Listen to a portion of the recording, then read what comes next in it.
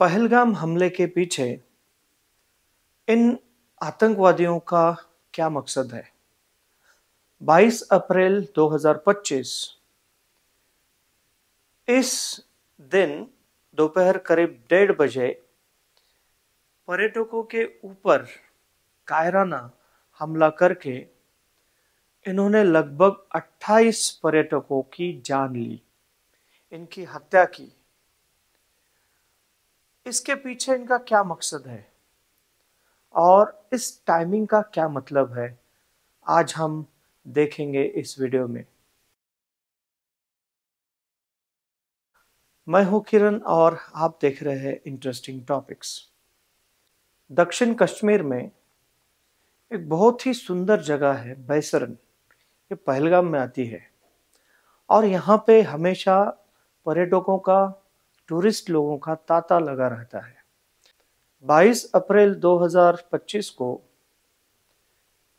जैसे हर दिन वहाँ पे टूरिस्ट जमा होते हैं, वैसे ही वो वहाँ पे जमा हुए थे और वहाँ पे कुछ लोग भेलपुरी खा रहे थे, कुछ लोग कुछ खाने का सामान ले रहे थे, कुछ खाना खा रहे थे और तभी झाड़ियों में से कुछ सेना की वर्दी में आतंकवादी वहां पे आते हैं।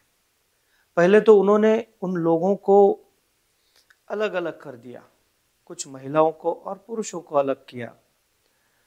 उन्होंने उनका नाम पूछा, उन्होंने उनके पहचान पत्र देखे और पहचान पत्र देखने के बाद, नाम पूछने के बाद ज्यादातर लोगों को नाम पूछकर उन्होंने पॉइंट ब्लैंक रेंज से गोली मार दी। इस कायराना हमले में 28 लोगों की जान उन्होंने ले ली और इसमें 2 विदेशी पर्यटक भी मौजूद थे। दोस्तों, इस हमले का क्या मतलब निकाला जा सकता है इस टाइमिंग को लेकर?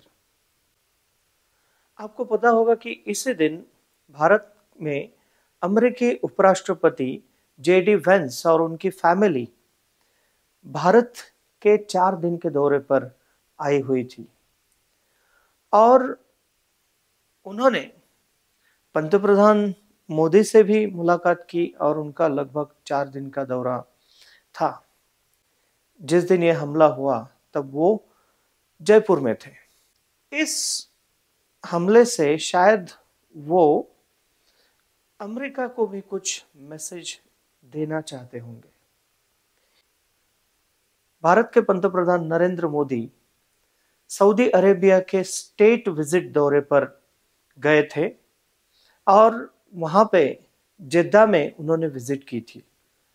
लगभग 40 साल के बाद किसी भारतीय पंतप्रधान ने जेद्दा में विजिट की थी और सऊदी अरेबिया के भारत के साथ बहुत अच्छे ताल्लुकात भी है और इसी टाइमिंग से भी उन्होंने ये आतंकवादी हमला यहाँ पे किया है।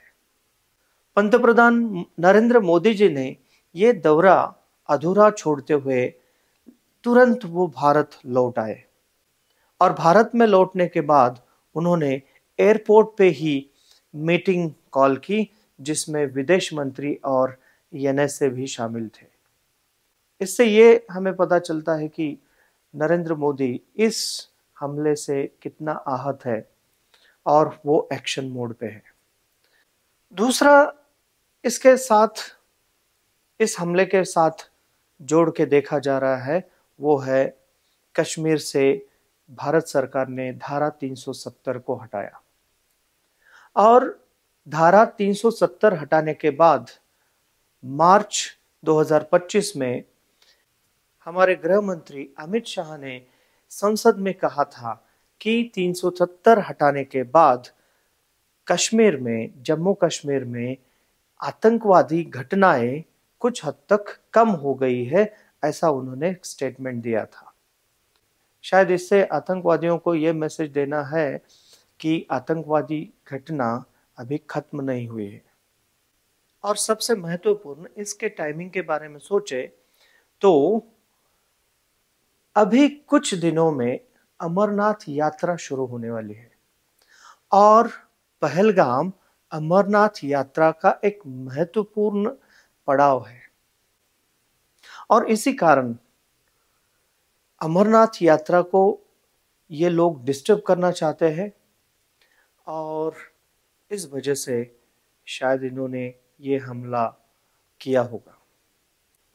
इस घटना के बाद भारत सरकार की जिम्मेदारी बढ़ जाती है। उनके सामने ये चैलेंज होगा कि घाटी में टेररिस्ट एक्टिविटीज को कैसे रोका जाए। इसके बाद ये अमरनाथ यात्रा सुचारू रूप से कैसे सुनिश्चित की जा सकती है, इसके बारे में उनको सोचना होगा। और इस हमले के बाद भारत सरकार क्या कदम उठाएगी? क्या और एक सर्जिकल स्ट्राइक होगा और आतंकी ठिकानों पर यह हमला किया जाएगा भारत की तरफ से? ये देखना बहुत महत्वपूर्ण होगा। दोस्तों, इस घटना के बाद जम्मू कश्मीर की जो आम जनता है, जो इस टूरिज्म के ऊपर डिपेंड है, इन पर्यटकों के ऊपर डिपेंड है, उनका क्या होगा? क्योंकि इस घटना के बाद पर्यटन क्षेत्र के ऊपर भी इसका असर देखा जा सकता है। तो ये भी एक चुनौती है सरकार के सामने, जम्मू कश्मीर सरकार और भारत सरकार के सामने, स्टेट और सेंट्रल गवर्नमेंट के सामने, कि ऐसी घटनाएं भविष्य में ना हो, इंटेलिजेंस अच्छे तरीके से काम करे और जो इन घटनाओं में जो लोकल सपोर्ट है, इसको कैसे रोका जाए। दोस्तों, आपको ये वीडियो कैसा लगा आप मुझे कमेंट करके भी बता सकते हैं।